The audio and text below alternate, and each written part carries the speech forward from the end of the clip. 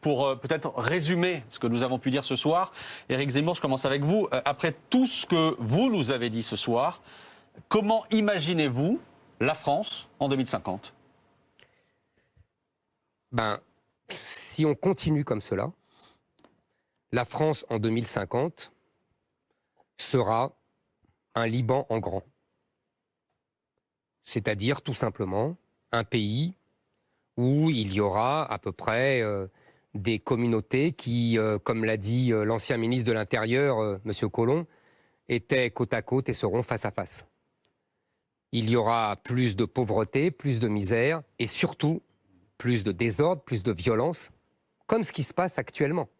Ça montera crescendo parce que tout simplement, le peuple aura été petit à petit, le peuple français aura été petit à petit remplacé par un autre peuple.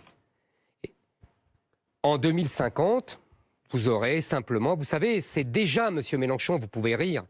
Je ris pas, je vous écoute. Vous m'écoutez, je sais. Mais j'ai quand même le droit d'être un peu moqueur, non? Non, pas du tout. Ah non, vous supportez pas. Ah non, vous n'avez pas le droit d'être moqueur. Mais là, vous êtes dans votre cauchemar, j'essaye de vous réveiller depuis tout à l'heure, vous dire, ah, la vie est moins moche que ce que vous croyez. Je suis dans la réalité, malheureusement, et la réalité est cauchemardesque, là, vous avez raison. Voilà.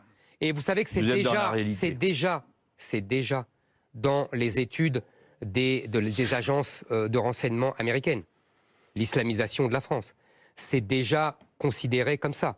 C'est déjà, les Suisses ont déjà fait des manœuvres militaires en cas de guerre civile en France.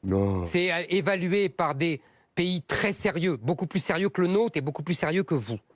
Donc je pense qu'effectivement, pour éviter ça, pour éviter la libanisation du pays, il faut une grande révolution de notre façon d'être. Une grande révolution populaire, puisque c'est le peuple qui le veut, mon cher Mélenchon.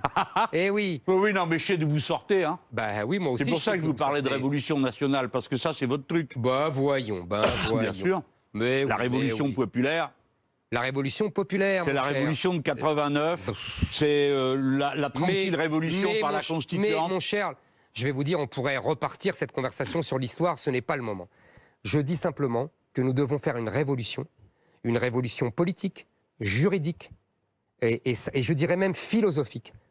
Nous devons abandonner les principes qui nous ont déconstruits et détruits depuis 40 ans. Nous devons permettre au peuple français de ne plus se sentir colonisé, envahi, exproprié de son propre peuple, son propre territoire.